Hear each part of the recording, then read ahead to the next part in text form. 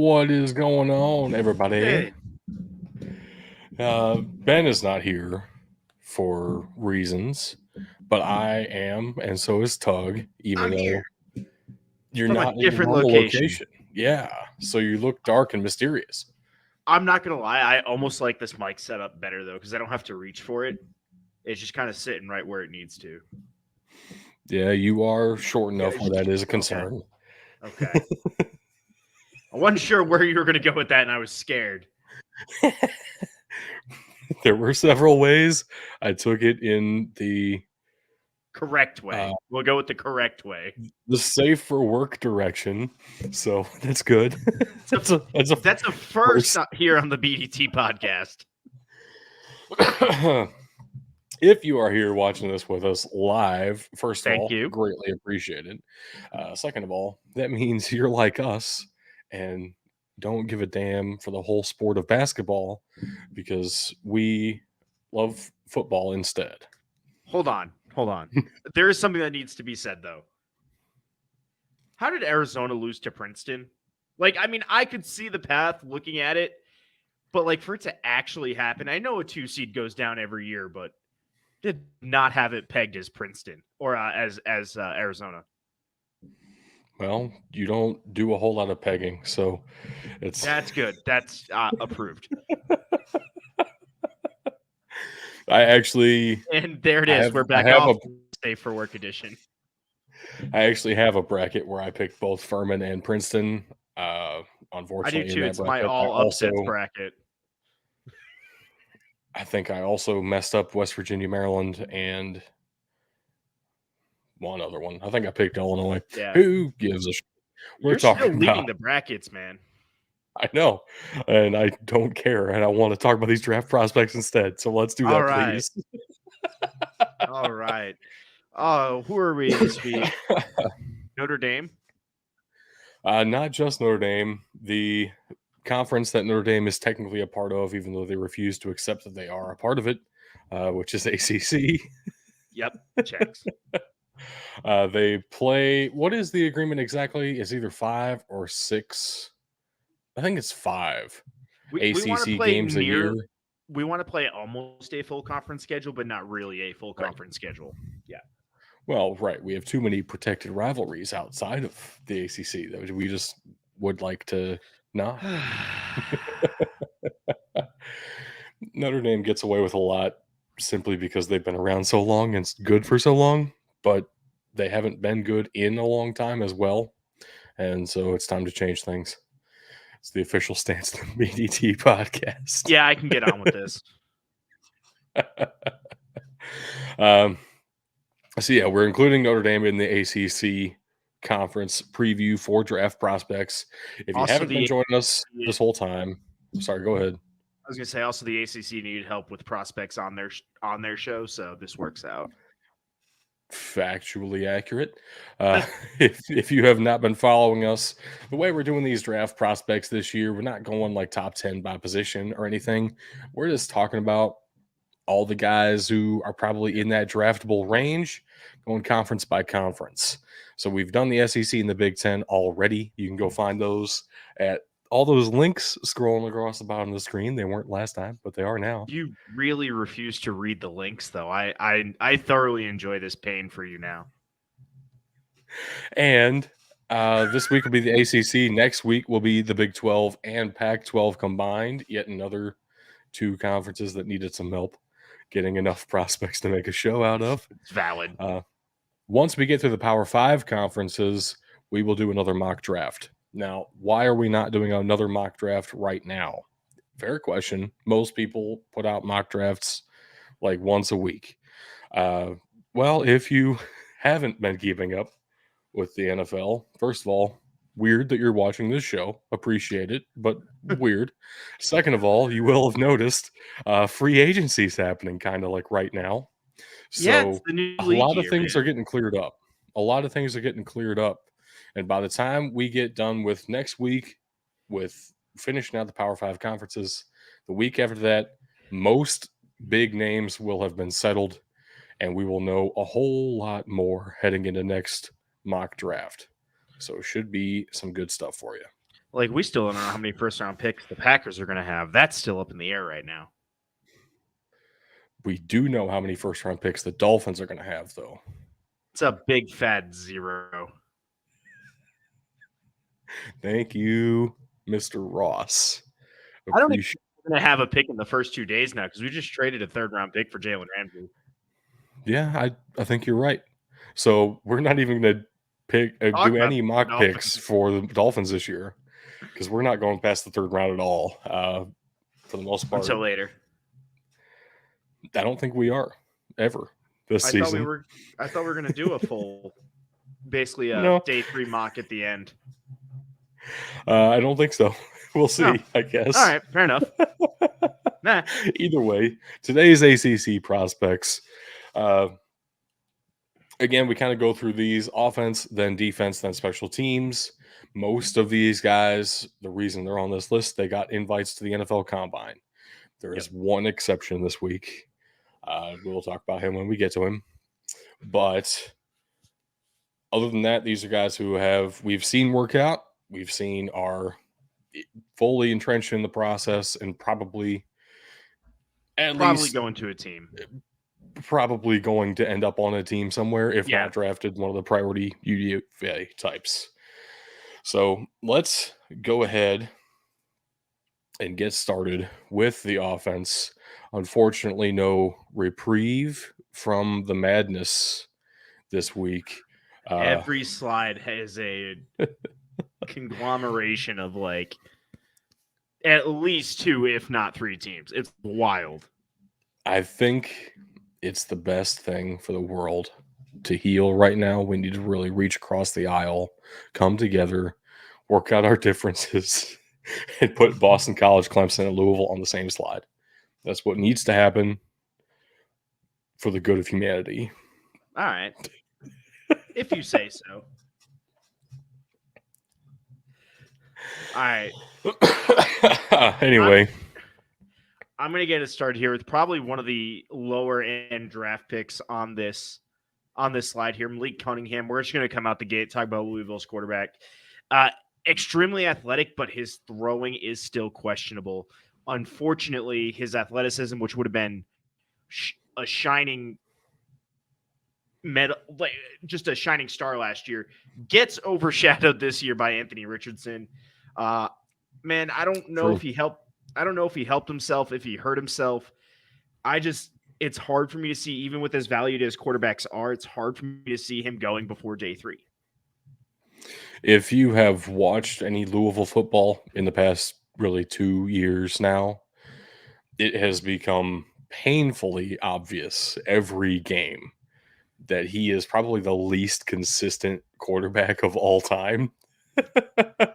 He puts some drives together that are something else. I mean, this guy, when he is on, he can throw very well. And I bet there will be a team who falls in love with that and believes that they have the coaching staff to work with it and figure it out. But, man, when he is off, it is bad, and Louisville is bad as a result. Yep. And you'll see a lot of Louisville players on the defense here and maybe wonder why they're so far, like, second to last place in their division in the ACC. Malik Cunningham was actually a big part of the reason why. Just that pure inconsistency. If he could even get to where he is consistently average of his best days and worst days, I could see that being a day 3 draft pick. I mean, he is talented and he is athletic.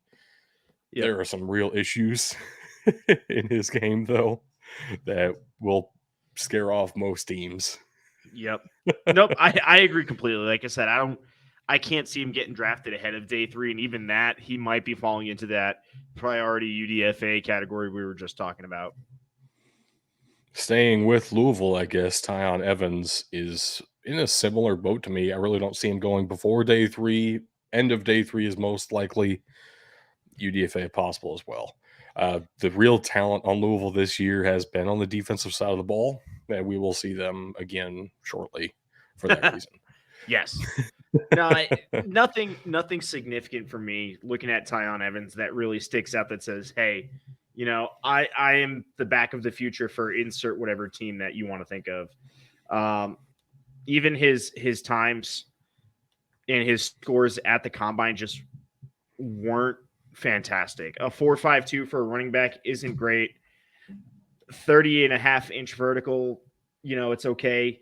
He does have that short, powerful runner, but I haven't seen him do that, hitting the linebacker first effectively. I haven't seen that consistently enough from him to go, you know what? He's worth an earlier pick. And I'll be honest with you, a big part of Louisville's issues for the last couple of seasons have been the offensive line. And so that's, of course, going to hurt a running back no matter who you are, no matter what your talent level's at. I still don't have a whole lot of faith in Tyon Evans personally. We'll see. We'll see what happens. Go ahead and jump to Boston College here because there's only one offensive player, and There's that only one is player Zay for Boston Flowers. College. Yeah, I mean that's more accurate. Yes, Zay Flowers. I can understand being a bit polarizing because a lot of the time he was at Boston College, the production just felt off. Right, it wasn't. Not everything seemed to line up. You're kind of getting told that he's one of the most talented receivers in the country, and yet sometimes he's hurt more than you would expect, and sometimes he's not producing what you would expect. And he stayed at Boston College all 4 years, even though he had opportunities to transfer out. That can either be seen as a positive or a negative. Just the stories around him have been a little bit harder to always see Zay Flowers as a first round player. To me, My thing, the athleticism, the traits are all there. I could even see Zay Flowers being the first receiver off the board. that's amazing. And I will say a lot of the negatives that you were just highlighting, a lot of that could have been. I know Boston College has had Phil Yurkovich as their starting quarterback for a while now, but even he's in theory. But no, and that's exactly the point I'm getting at. Is right. He's even had issues with availability and being ready to play. So Zay Flowers has had a lot of changes at quarterback, despite having one true starting quarterback. It's just tough. It's tough to evaluate him. I will say for a slot receiver, I would have liked to seen a little more speed, especially at that 5'9" height. But that is just one day. It's one combine. It's not the end all be all. He's got potential to move up the board, and I will say too, his play speed is a lot faster than that 40 time. Exactly. Honestly, watching him play football, he's probably he's one of the top 3 fastest receivers in this class, no question.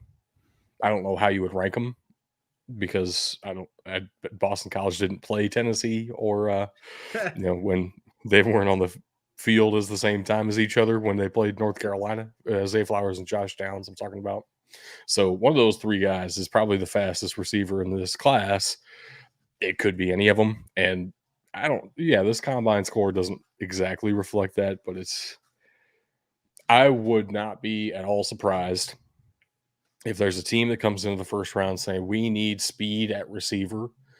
Who is the best combination of traits at receiver? Who offers us the most speed? That answer should be Zay Flowers. And again, it's a small measurement, but at the wide receiver position, it's kind of important. 9.25 inches really on the receiver side is a smaller hand. He's a smaller build. It makes sense, but that is going to be something that a lot of scouts look at and go, like you said, hey, we need speed, but can I get the same speed with what they're going to assume based on hand size is a more reliable catcher? Even though I don't think Zay Flowers has ever had issues with drops, it's just a concern moving to the NFL size ball. And there are plenty of reasons. A lot of the things you're bringing up, some of the things I brought up initially that I can understand people having concerns with. Yep. I could definitely see Zay Flowers being a day 2 pick, maybe even late day 2. Right. Yep. There's a lot of range here depending on what you're looking for. But I could definitely see, for me personally, I would take him pretty dang high. which is the opposite of Joseph Ngata. Yep. No, I'm not. I really don't want to touch that one if I don't have to. I'm not going Fair to lie. enough. Look, He's a big receiver, but he doesn't stack up to the top end of this class, and there is a very deep top end of this receiver class this year.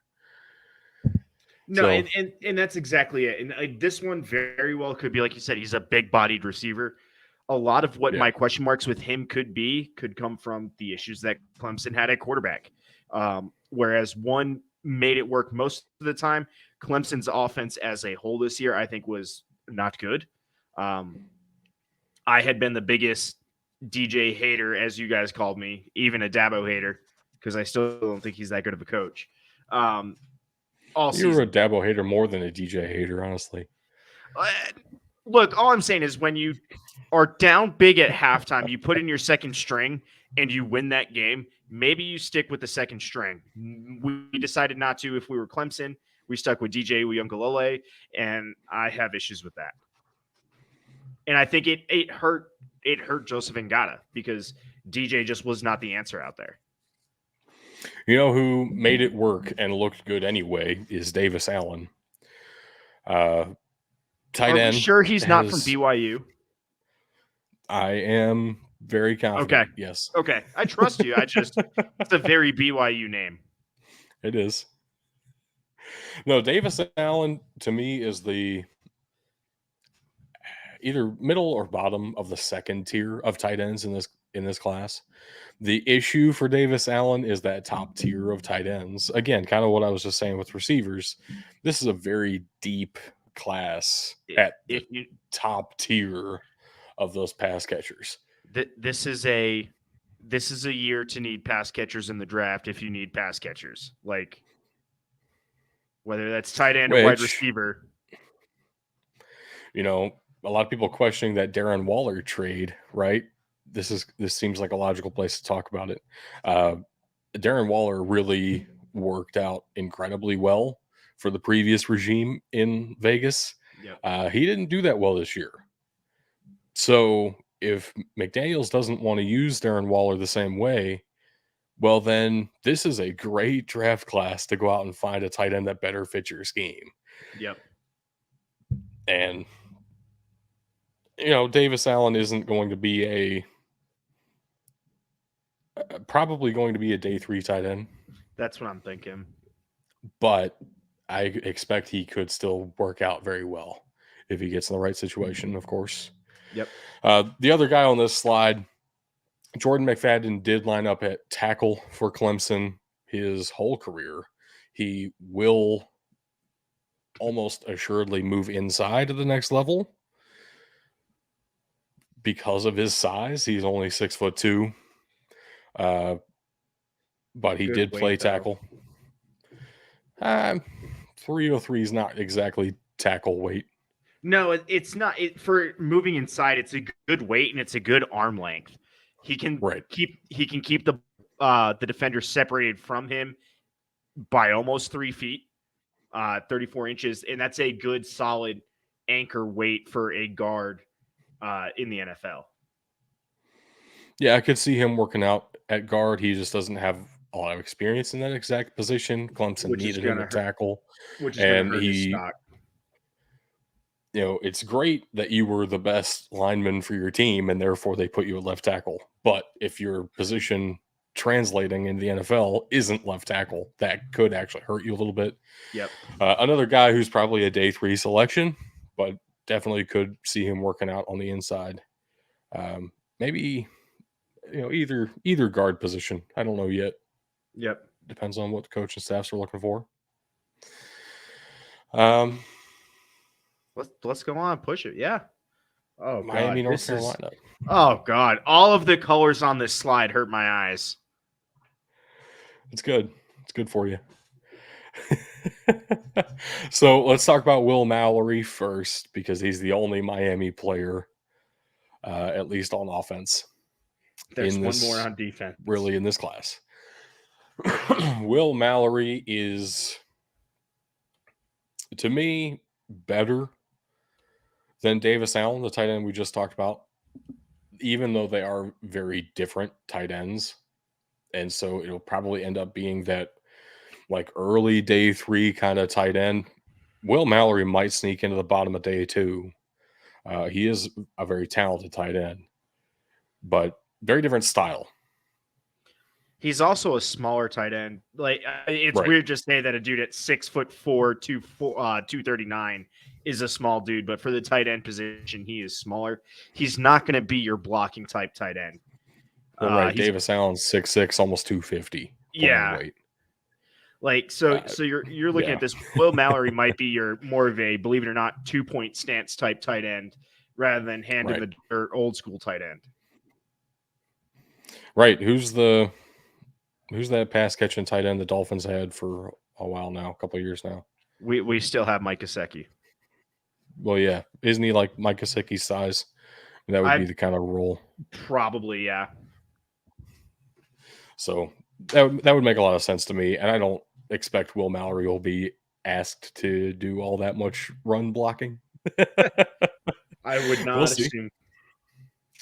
We'll see. Then we have the tale of two receivers here. Josh Downs, a guy that I just mentioned in the Zay Flowers conversation. He is one of the fastest receivers in his class, game speed wise. I don't know what he ran at the combine.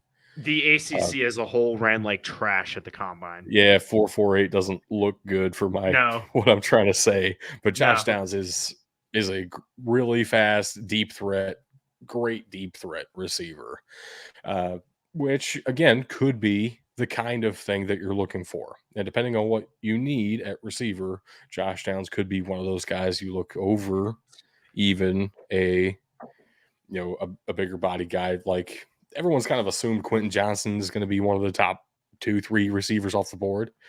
There's a very real scenario where Zay Flowers and Josh Downs both end up being taken before Quentin Johnston, just because of positional need and what exactly you're looking for.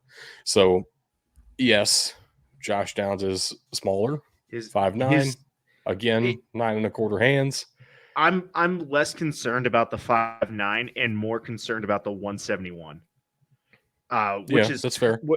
Which is tough because you want to put him on. Honestly, Zay Flowers, 182. That's going to be about your best mix for speed and weight at 5'9".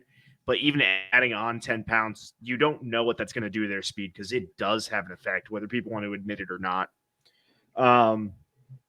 So that's my concern, especially like you said, as that deep threat outside. That's going to be part of my concern, and then his vertical almost makes up for his 5'9" frame. He's almost just under 40 feet on the 40 inches, 39.5 inches on the vertical. That's a 5'9" player that plays 6'4". Definitely. Antoine Green, of course, being the other wide receiver here, unfortunately. Who ran faster. Bigger, ran faster at the combine, weirdly enough. Smaller hands. Really didn't play faster. I think it was because of the way the offense was called, though. Maybe Antoine Green can really work his way into a really solid role where he is a combination of speed and route running. But he was more of the medium guy for North Carolina than Josh Downs was. So interesting to see where he ends up. I really don't expect him taken before like the 5th, 6th round. I was gonna say at best late day 2, but I'm expecting mid day 3 for him. Yeah. It's kind of the same with Hakeem Richards. Solid guard. Not the top end of the guards. Really, honestly, this is a weaker class for interior offensive line outside of a couple of centers that will kind of get overdrafted simply because of the lack of depth of that position. Guards, I can name you like one off the top of my head that should go high. So bad year for interior offensive line in the draft, I guess. Yeah, and Hakeem Richards grades out at least physically a lot similar to oh God, what was his name from Jordan McFadden? Okay. right? So Yeah. 6'4", 309. Again, similar length at 34 inches.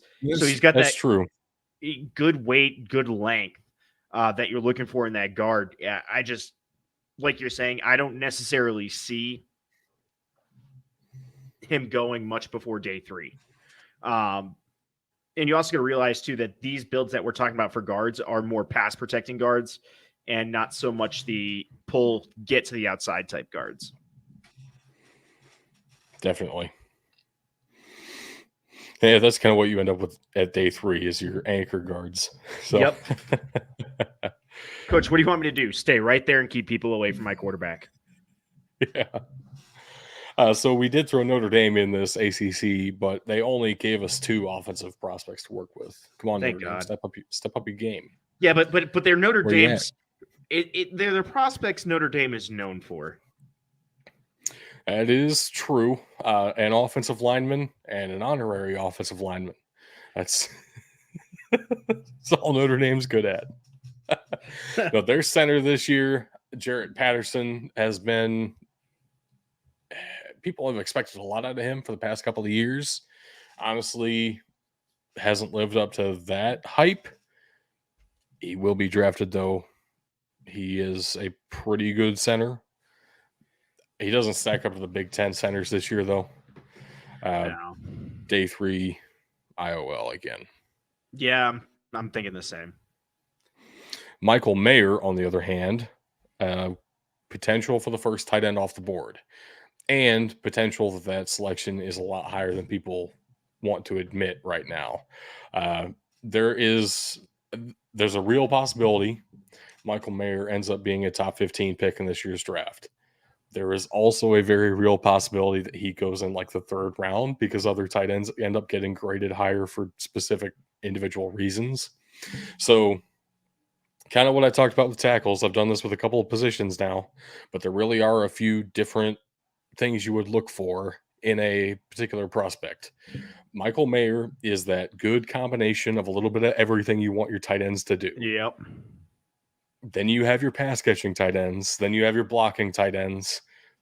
How do you grade those out? What exactly are you looking for your team needs? That will influence where Michael Mayer ends up getting taken. As overall tight end, yeah, he's probably the best overall tight end we've seen in a while. Honestly, Kyle Pitts doesn't stack up to him as an overall tight end. But for specific needs. Yeah. I was going to say, because Kyle Pitts is a true pass catching tight end. Right. The issue you're running into here is, or what he's going to run into is teams that need a pass catching tight end for their scheme will grade out pure pass catchers higher than him. Teams that need pure blockers will draft pure blockers over him. His benefit is he is that, like you said, he's that nice combination of both. The issue is that means he's not exceedingly not mind blowing at either. He's still great at both, but he's not that top tier of pass catching tight end. And it's also very possible that he ends up grading out as like a 1st, 2nd round talent at each of those things, and just the combination of everything propels him to be the top tight end off the board. I do see that as very plausible still.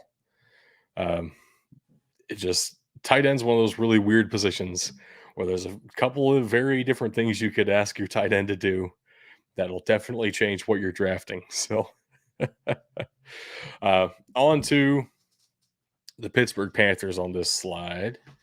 We do have Carter Warren, our big dude in the trenches here. One of those left tackles, again, who I'm not really sure if he will end up being a left tackle in the league, though he does have the height for it this time at almost 6'6". 311 is questionable. He would need to, I don't know, that's like on the edge of good for tackle. But if we could get him up to like 325, I'd be much more enthusiastic. So right now, a day 3 offensive line prospect needs some work, but could turn into something. And definitely helped that running game kind of what we've talked about several times. The running back Yep. is only as good as his offensive line to an extent. But Israel Abanikanda has been great for Pitt past couple of years. Uh, I don't necessarily want to go down this rabbit hole. I do this all the time. I love running backs, so he's great to me, but it'd probably be like a day three guy. I was gonna say, where does he? So again, you like running backs. This is another solid top tier, and then break off tier. How does he grade out against the other running backs in this year group?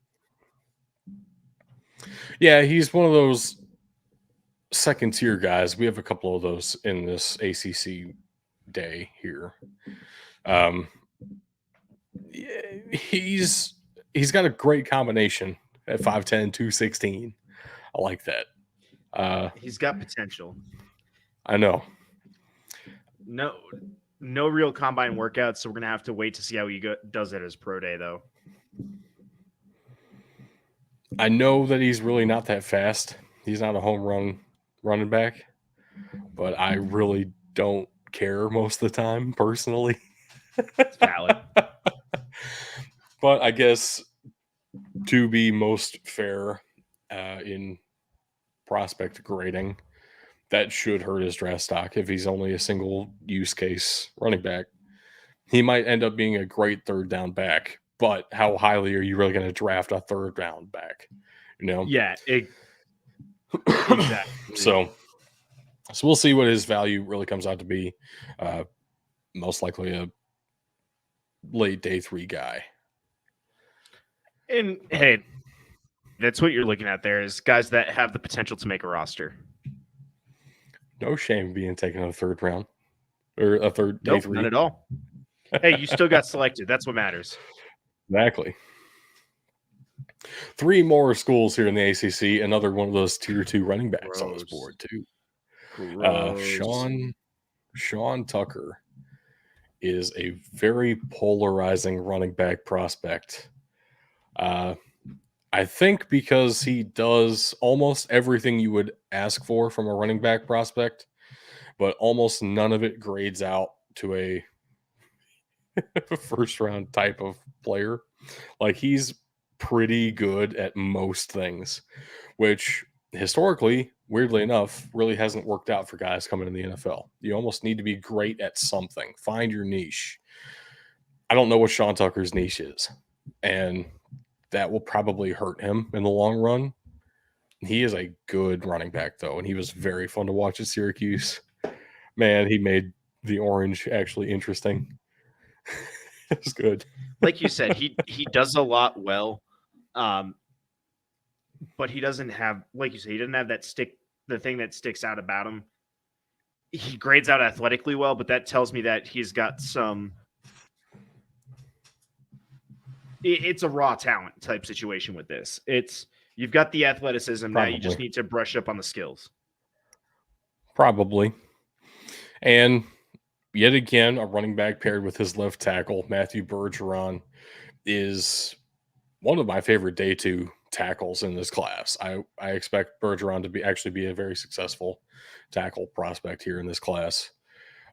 Will be a day 2 guy. I highly doubt he goes round 1. There are just too many tackles above him right now in athleticism, in the height weight combo you're looking for. Bergeron's very skilled at it, and I would expect that if he gets in the right situation, of course that could be a caveat for every single one of these guys. If he gets in the right situation, I think he could be a great tackle in the league, actually. I don't have a lot of experience scouting tackles, I guess, but you know what you're looking for when you see it, but it's hard to put that into words. Yeah. You have raw talent; it's just not refined.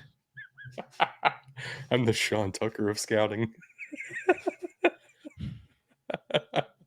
There are worse things. I'll take it. Absolutely. Our Virginia guy on this slide, Dontavion Wicks. Pretty mid, not gonna lie. Like nothing. A 6'1", 206. I'm not super excited about that.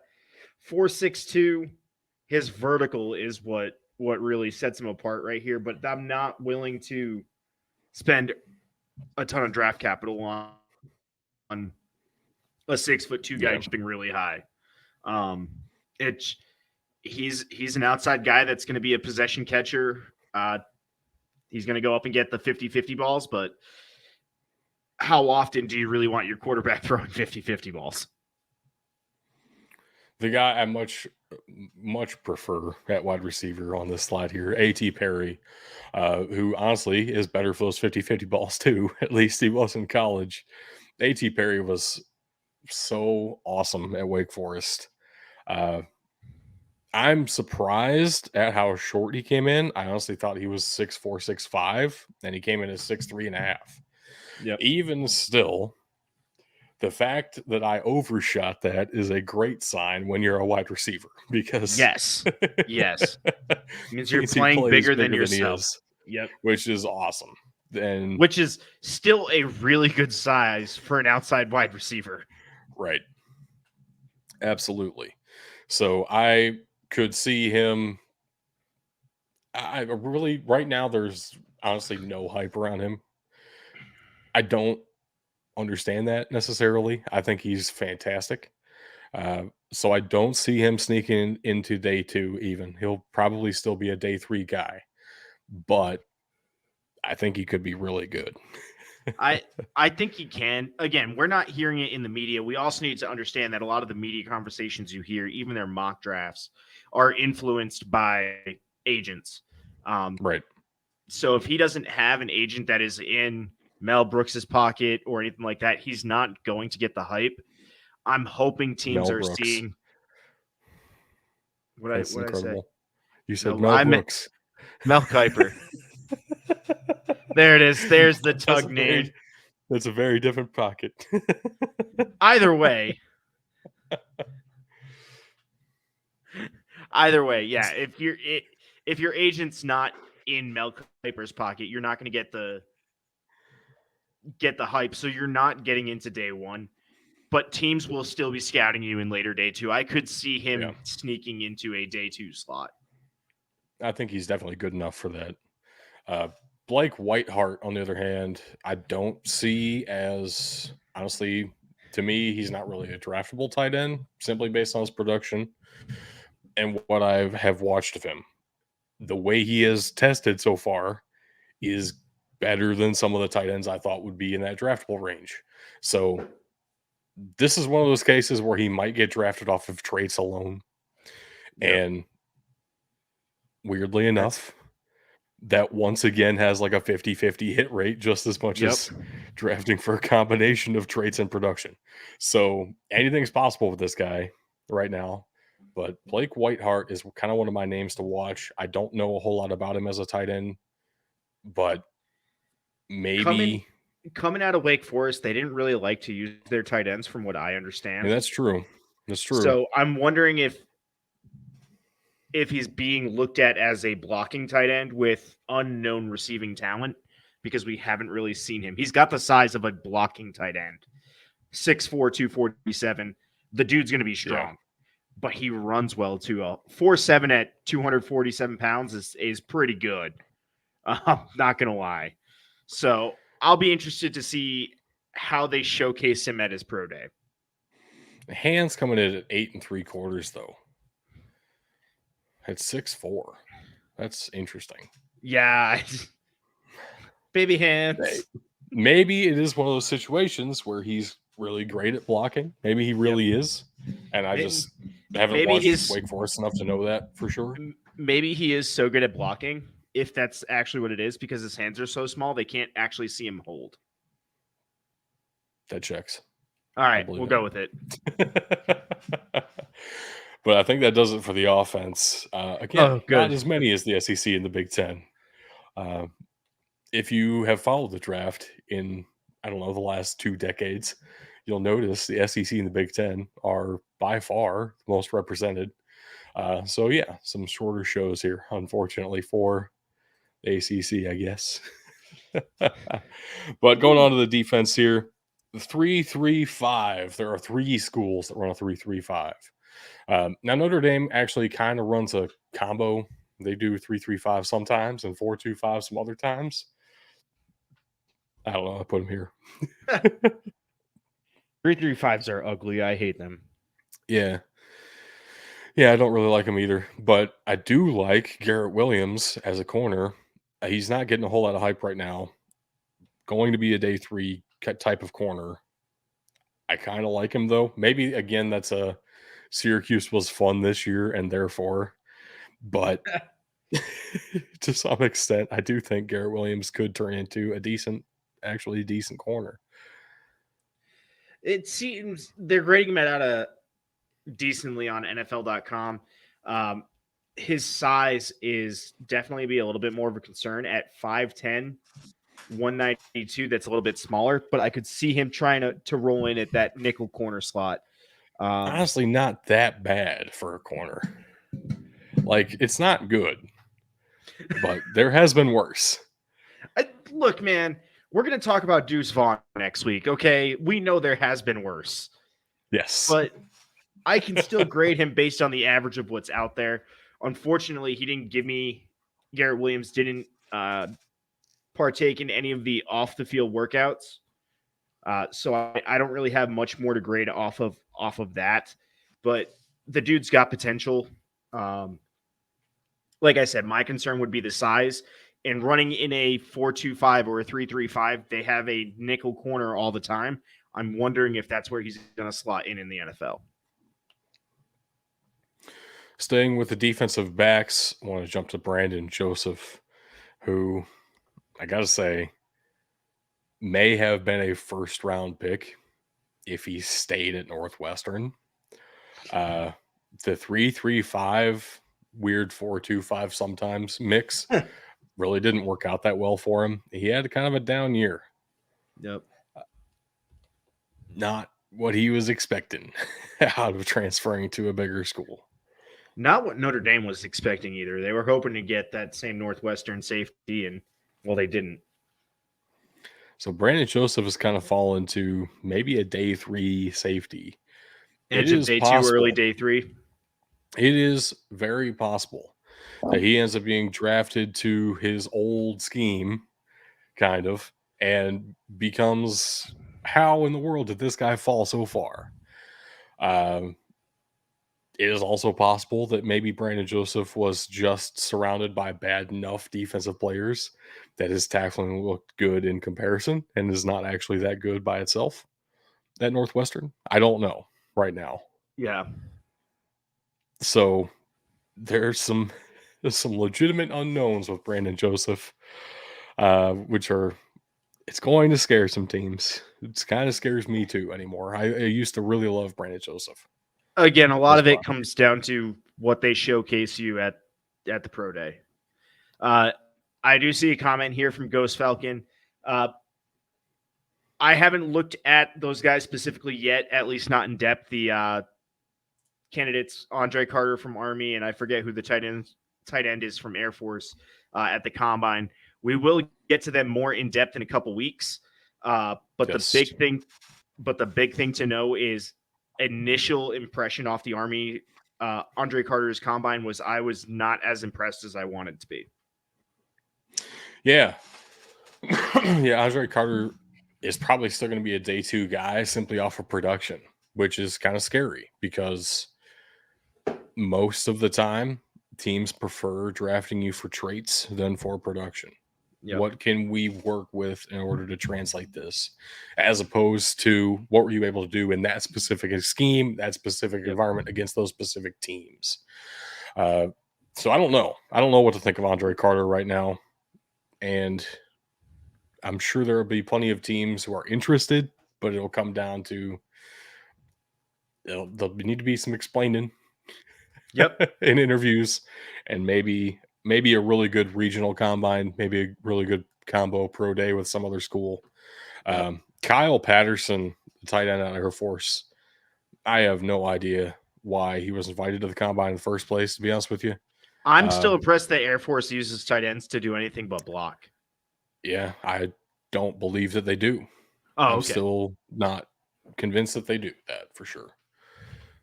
I don't believe it. That's where I'm at. Well, let's Sorry, get back Kyle to our Patterson. players. Yeah, I wanted to stay with Notre Dame here. Let's go down to Isaiah Foskey, who is a borderline first-round defensive end. I like the sound of that. I like borderlines. Okay. I'm saying that because also we've been saying a lot of day 3 guys for the ACC, and the ACC generally is better at production than that. However, this year has been a down year for the ACC as a whole. So the fact that we're even getting one, and he's from Notre Dame. Either way, looking across the board, 6'5" is absolutely massive for an edge rusher, somebody coming in as an edge. 264, so he's on that bigger side, sitting more of like a true defensive end, in my opinion. But then you see his speed. My man is 6'5", 264, running at you with 4.58 speed. Yeah, I'm scared. That's somebody that can fit into a 3-4 as an edge rusher, or a 4-3 as a defensive end, and he's going to be scary and productive. Yeah. Unfortunately for him, there have been a couple of risers here on the defensive end side of the class. Yeah. Kind of jumping him in the process. He's in that range with like BJ Ojolari at LSU, where there is potential. He goes in the first round. Most likely a second round guy at this point. A lot of freaky potential with him, though. Yep. Should be fun to watch. Now, everyone says save the best for last. I saved Isaiah Moore for last, which is the guy I have nothing to talk about with. So, you want Nice. to add anything here? Give me a sec. Okay. Like, I know he played football this year. That's the Good. thing I know about him. There he is. Let's see. So looking at him, 6'2", 233. No individual workouts or no off-the-field workouts for Isaiah Moore. Look, I don't have much to add without looking at his stats from the season. Running a 3.35, it's really hard to evaluate linebackers because you don't quite know how they're being used.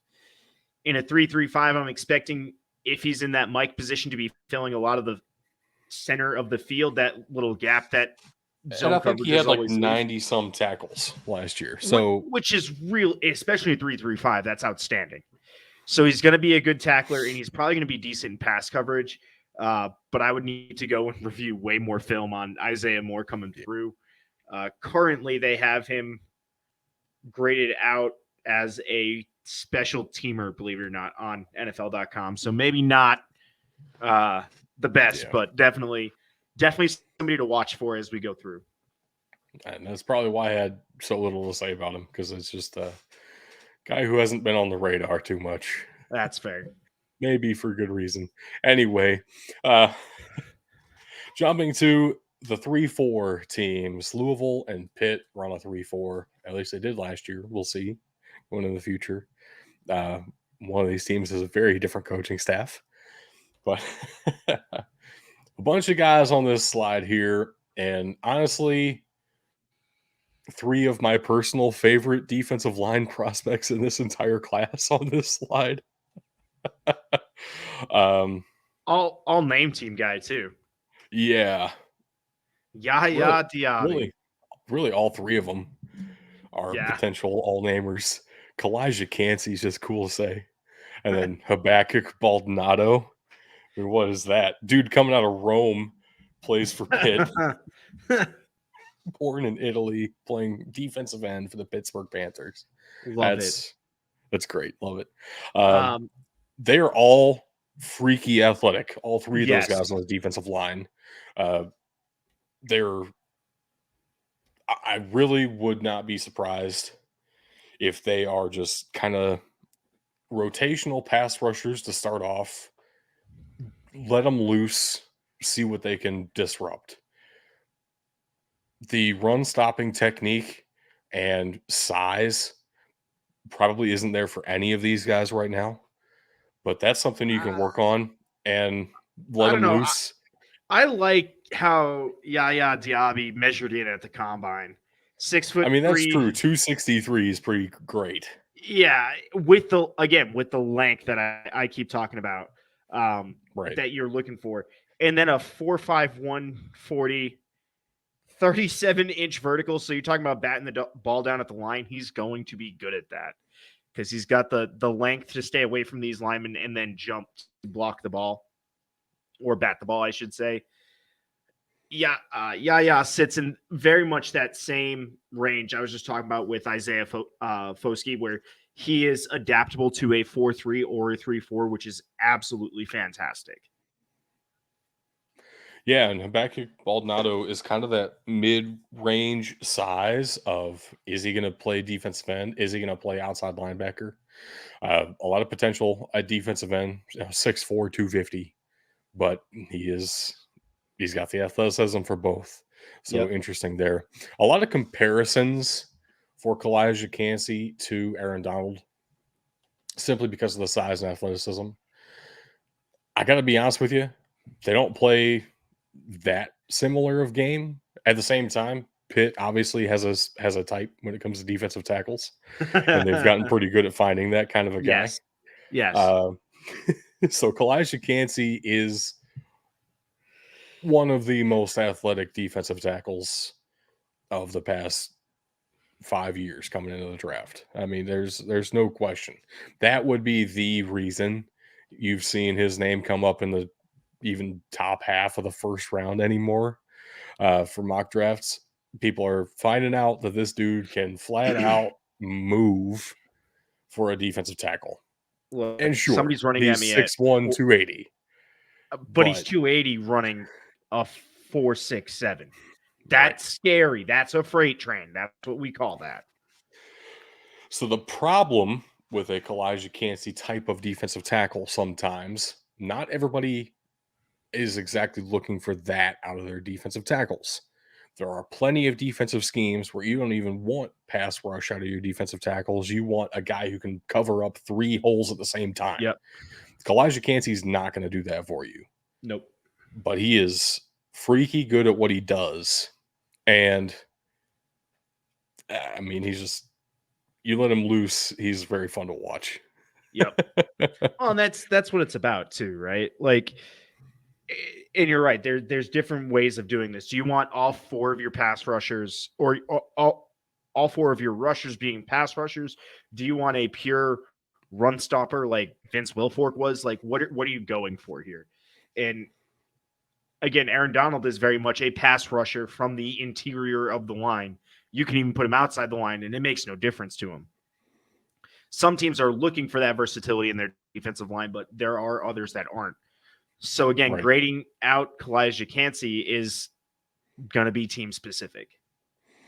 Gosh, imagine if the Rams find a way to trade up for him and he does end up filling the Aaron Donald role in the NFL. God damn. That'd be too fun. Anyway, they don't have a pick in the first 3 rounds, so good luck with that. Well, I guess they do now. They have a 3rd round pick thanks to Jalen from Ramsey Miami. trade. Yep. Wow. What They a traded dumb they traded 2 trade. firsts for Jalen like a couple years ago, and now they just traded a 3rd away. And got Hunter Long in the process. Great move. Yep. The linebackers here, I know a lot more about these linebackers than I do about Isaiah Moore. Sorry, Isaiah Moore. I didn't do my homework, I guess. Yasir Abdullah is one of those guys. He's pretty good. 4.47 is pretty good at linebacker. It scares me when you're talking and you break into the is pretty good. That makes me wonder exactly how good they are, because you don't sound like you believe it. Well, I don't see him as a he's not very good at pass protection, pass coverage. Okay. Maybe he wasn't in exactly the right role for his athleticism and size at Louisville, simply because of what Louisville needed at the time. Was he an inside linebacker there? Yes. Oh, yeah, that's not what So yeah. I think there are better uses for Yasir Abdullah, and I think he could be better than what he showed at Louisville. But his draft stock will be hurt by what he had to do. I mean, had to make it work at Louisville, kind of a deal. Yep. So probably a day 3 linebacker, but I really do think his athleticism is better than that. He's going to get drafted based on his athleticism alone. The question is where, and a lot of it's going to depend on what teams think they can do with him. Now, as for the other linebacker here, Sir Vosia Dennis. I don't even know if the Dennis part is right. Probably like Denis. But you can't follow up Sir Vosia with Dennis. That just sounds so dumb. What are y'all doing, Pitt, with all these names? Anyway, he was a really solid middle linebacker. After, there are a couple of obvious upper echelon middle linebackers in this class. I think of Drew Sanders and I think of Jack Campbell. Servosia is probably the third or fourth middle linebacker that I really think of in this class. I don't see him as a day 2 guy still right now, based on just like the conversation around him isn't there. But there is a lot of potential with him. And, as much as people shit on drafting pure middle linebackers sometimes, they do wonders for your team when they're actually good at their job. And a lot of concerns going to come out about him weighing in at 226. But I do want to say him adding on another 10, 15, even 20 pounds in one offseason in an NFL weight room is far from outside the question. That is well within range for him, and that should be mostly muscle at that point, which would alleviate any strength concerns people may have. He's got potential. He's worth a shot. I'm probably looking like day 2, based off production and what he does well, just focusing on getting him into the right training program to get him to the size that I want him. I expect Brandon Hill to roughly be a day 3 safety, even though his athleticism is off the charts. Well, that's where you get day 3 safeties, though, right? Right. Defensive backs and wide receivers go in day 3 because they're obscenely athletic, and I can throw them on special teams and let them make plays and gain confidence as I'm training them up. Keitrell Clark is borderline day 2 corner. We've talked about this a couple times already. There's a really broad range of talent at the top tier of a couple of positions. Honestly, we're looking at wide receiver, tight end, and cornerback are the 3 deepest positions at that first tier of guys in this class. Yep. Like by a long shot, that top tier of corners is pretty deep. So Keitrell Clark is kind of on the outside looking into that tier. I don't know where that puts him as far as a draftable range. I would expect probably an early day 3 guy. Still some potential there for sure. And that's something you want to keep an eye on too, especially these talented guys. You miss your number 1 and you go, you know what? Hey, we're going to wait a little bit and pull the trigger on Keitrell later in the draft and draft another need right now. That's the upside that these later round tier 2 guys are offering. Is that's how deep some of these positions are this year. The 4-3 defenses, and then we'll what get is to going on with Trenton Simpson? You don't like the suit? I actually love that suit. I think it's awesome. No, I'm just confused at what's going on this entire thing. You got the one guy from Clemson not the one guy. Sorry. You got, I'm assuming that's Clemson. I mean, the all front 7 guys are Clemson. Okay. And then you have a Miami corner and a Virginia Tech corner. Oh my God. Oh, you got I know, one guy in uniform in orange. without even the green, I know, collar. You can kind of see the U on the collar if you look close enough. There is a Okay, U. so I think I was telling you guys this. I'm gonna jump right into it. When I was grading this out, I said that Miles Murphy, I think his stats coming through the combine reminded me of Von Miller. And then I looked at his face and he reminds me of Von Miller. I know. I know. I thought that too immediately. I was like, holy cow, So his NFL comparison is Von that's Miller, by the way. yeah, that's fun. Miles Murphy's we've heard plenty about him by now. He's a round one guy. Same with Brian Easy. Brzee. Brian Brzee is one of those guys where he has fallen a lot. And early in the year, people had him in the top 5 of the draft.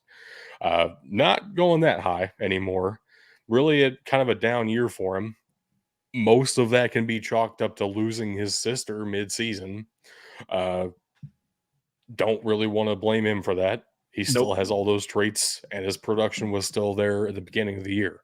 So, gonna bet on the talent and say that he's still a first-round defensive tackle. He grades out like it too. Definitely, no doubt. Like 6'5.5", 298. He's more of that.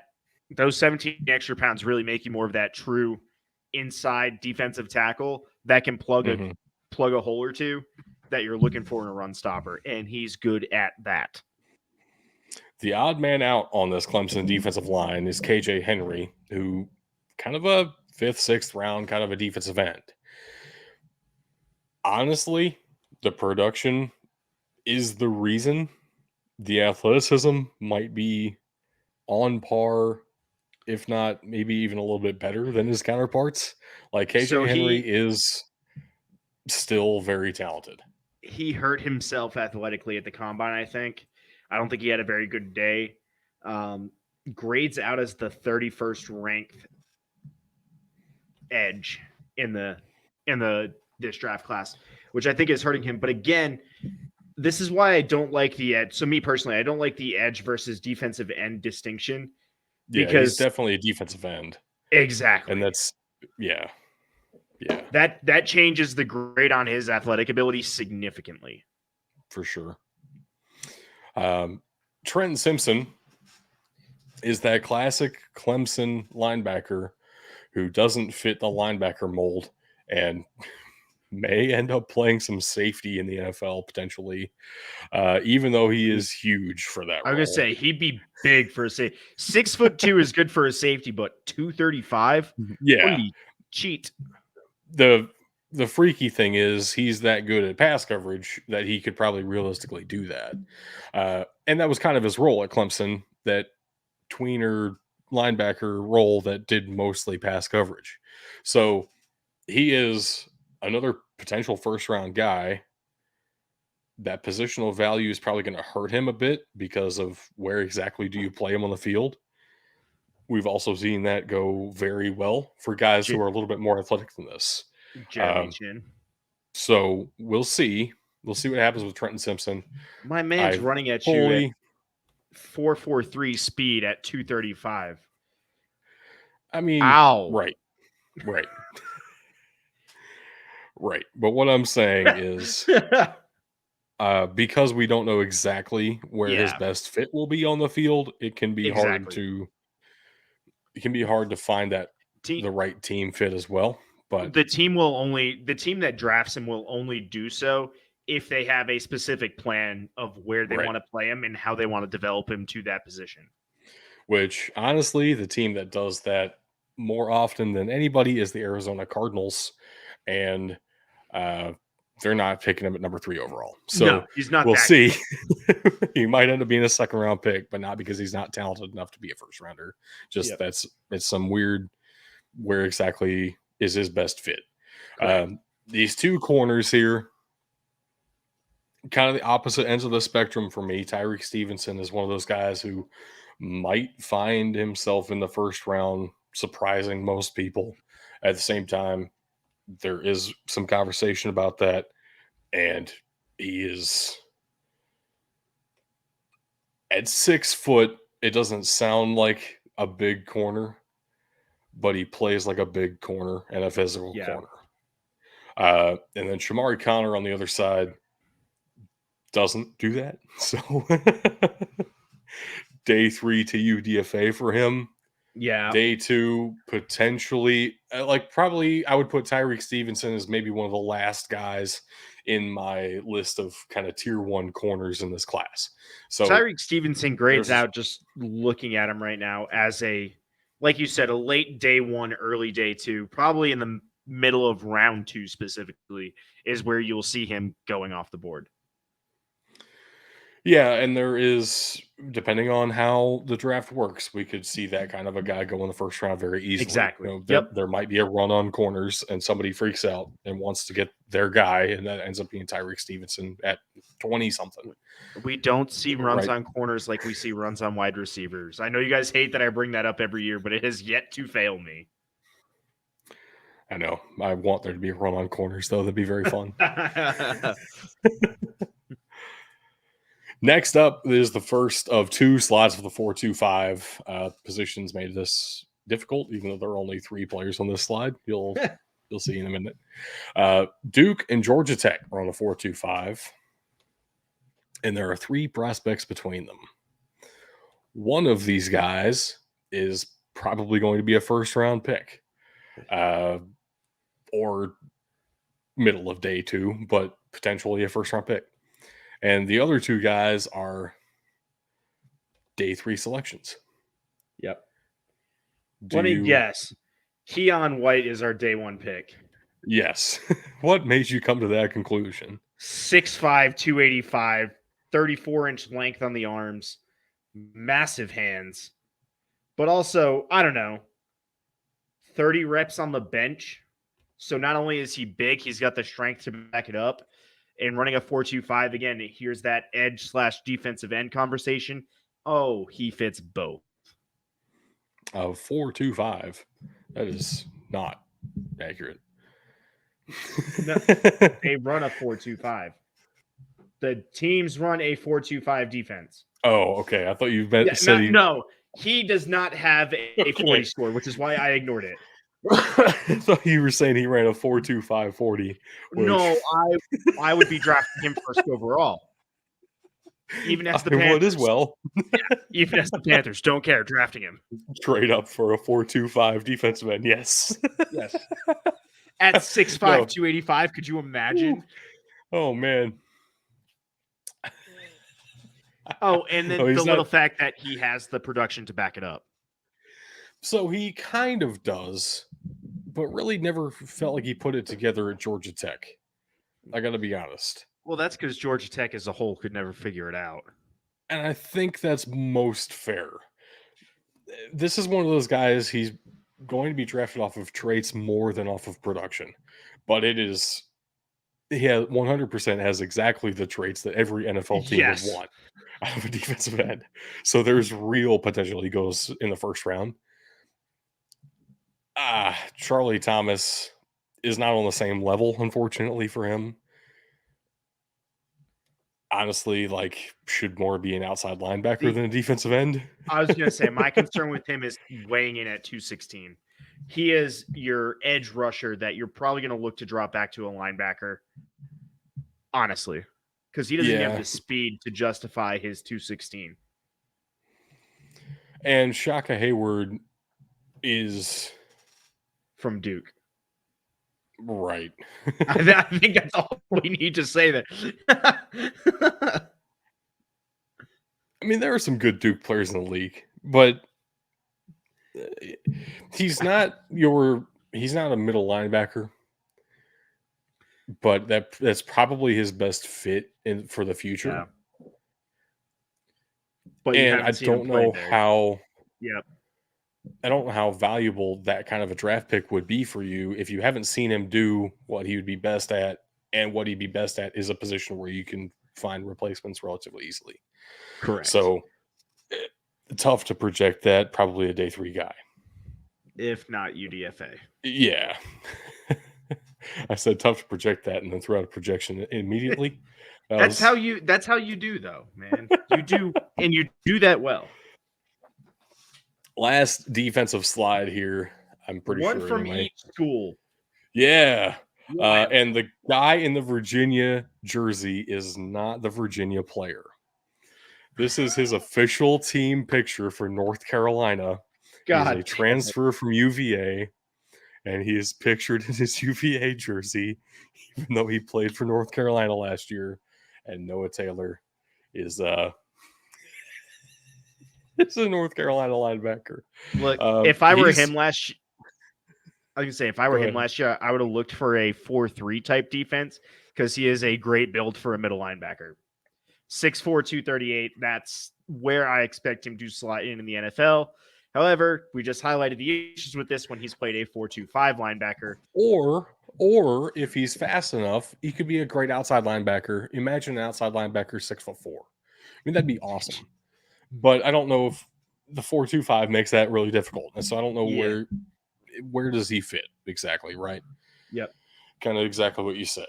And then Anthony Johnson, day 3 to UDFA corner for me. Yep. And Jamie Robinson, day 3 to UDFA safety. Even though the only Florida State player invited to the combine feels very wrong to me, I gotta say.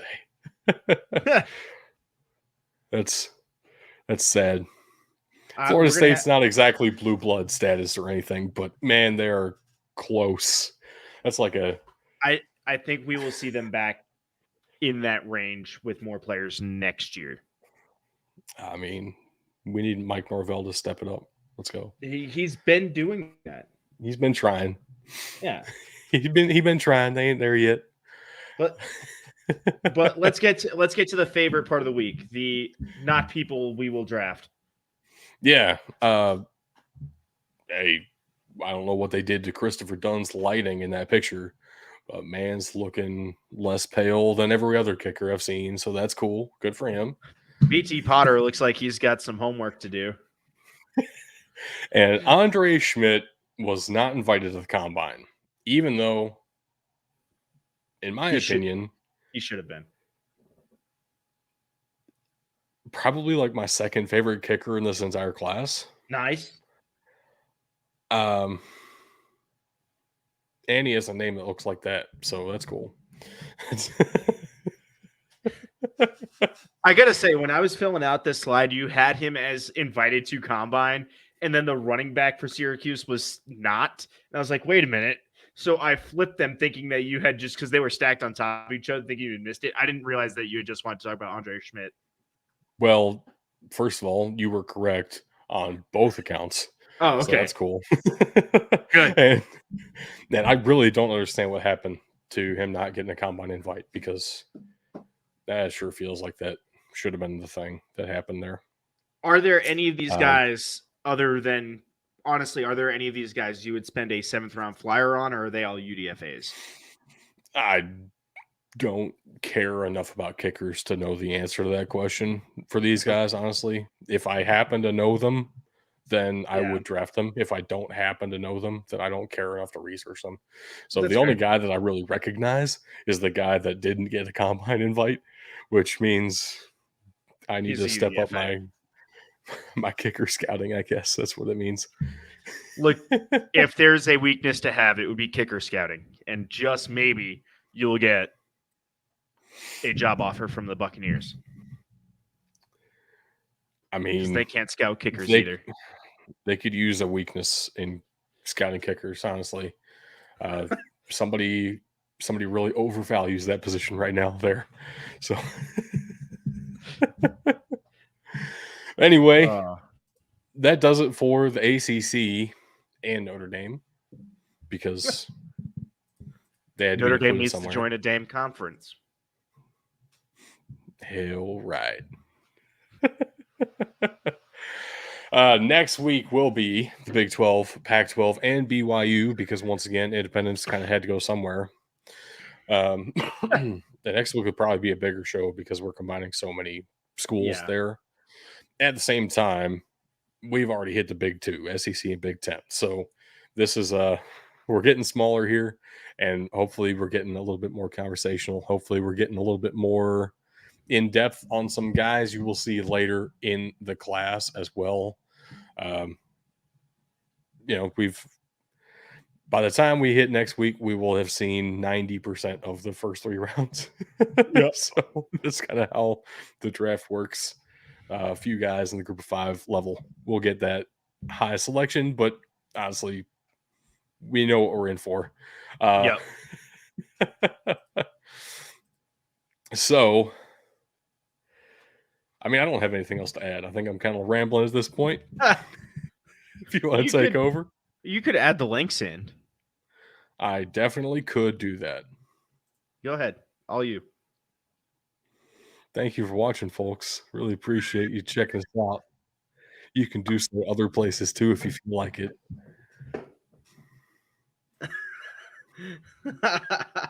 What is your new, like, you used to do that all the time. What is your new hatred of it?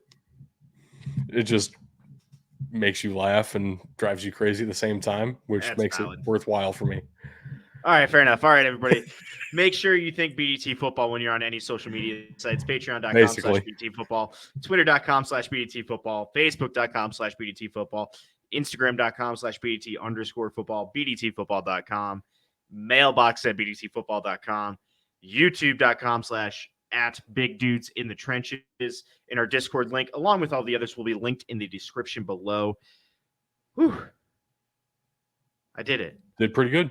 I did pretty good. Pretty good. All right, man. You got any last parting shots? No punters this week. That's fun. Yeah. Good. Well, they're not people anyway, so. Fuck punters.